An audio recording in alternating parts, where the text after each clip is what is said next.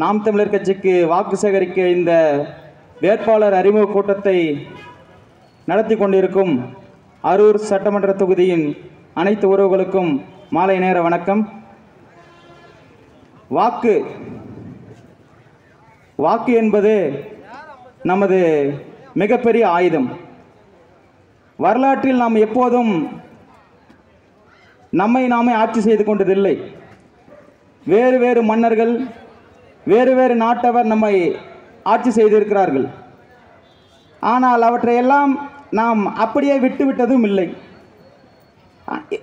மற்ற நாடுகள் எல்லாம் ஏதோ ஒரு வகையில் புரட்சி செய்து தங்களுக்கான அதிகாரங்களை தாங்களே நிறுவ புரட்சிகளை மேற்கொண்டு இரத்தங்களை சிந்தி ஆயுதங்களை ஏந்தி போராடி வெற்றி பெற்றிருக்கிறார்கள். ஆனால் நமது நாடும் அது மாதிரி ஒரு புரட்சியை செய்தது. ஆங்கிலேயர்கள் ஆட்சி செய்த காலத்தில் வெள்ளையர்களை வெறியேற்ற எண்ணற்ற போர் வீரர்கள் இந்த களத்திலே இரத்தம் சிந்தி விடுதலையை பெற்றிருக்கிறார்கள். ஆனால் விடுதலையை பெற்று இவ்வளவு நாட்கள் ஆகிறது. ஆனால் நாம் எப்போதும் போல விடுதலைக்கு முன்பு என்ன மனநிலைமையில் இருந்தோமோ அதே மனநிலைமையில் தான் இருக்கின்றோம்.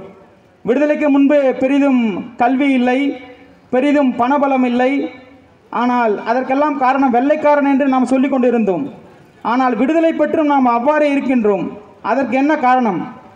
விடுதலை பெற்ற பின்பு ஆட்சி அதிகாரத்தை நிறுவ நமது கைகளிலே அதிகாரம் கொடுக்கப்பட்டுள்ளது. அந்த அதிகாரம் தான் வாக்கு. ஆனால் அந்த அதிகாரத்தை நாம் சரியாக பயன்படுத்தாமல் நாம் யார் சரியானவர்கள், யார் எந்த தத்துவம் சரியானது, சோசியலிசம் சரியானதா, கம்யூனிசம் சரியானதா, இல்லை மதவாதம் சரியானதா, ஜாதி அரசியல் சரியானதா என்று எதை பற்றியுமே தெரியாமல் யாரோ ஒருவர் ஒரு 1000 ரூபாய் கொடுக்கிறார் என்பதற்காக வாக்கை செலுத்தி மீண்டும் மீண்டும் நாம் அடிமையாகவே இருந்து கொண்டிருக்கின்றோம். வெளிநாட்டவரிடம் அடிமையாக இருந்தால் கூட ஏதோ ஒரு காரணத்தை சொல்லலாம். ஆனால் நம் நாட்டவரிடமே நாம் அடிமையாக இருப்பது மிகப்பெரிய வேதனைக்குரிய ஒன்றாகும். தற்போது திராவிடர்கள் என்ற போர்வையில் ஆட்சி செய்து கொண்டிருக்கும் அதிமுக மற்றும் திமுக இவர்கள் ஆங்கிலேயர்களுடனோ போர்ச்சுகீசியர்களுடனோ பிரெஞ்சுக்காரருடனோ ஒப்பிடத்தக்கவர்கள் தான்.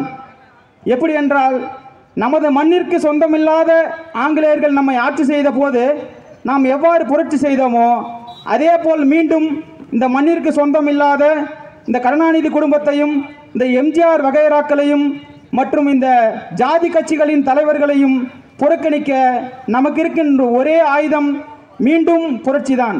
அந்த புரட்சி நமது வாக்கால் மட்டுமே நிறைவேற்ற முடியும். ஆனால் எது சரியானது என்பதை சிந்தித்து மக்கள் மீண்டும் ஒரு புரட்சியை செய்தால் மட்டுமே உண்மையான முழு சுதந்திரத்தை நம்மால் அனுபவிக்க முடியும். முழு சுதந்திரம் என்பது என்ன? யோசித்து பாருங்கள். நாம் வாக்கு செலுத்தி ஒரு எம்எல்ஏ எம்பியை ஆக்கியிருக்கோம். ஆனால் அந்த எம்எல்ஏ நமக்காக வேலை செய்யாமல் இப்போ கட்சிக்காக 3 மாதமாக சுற்றிக்கிட்டு இருக்காரு.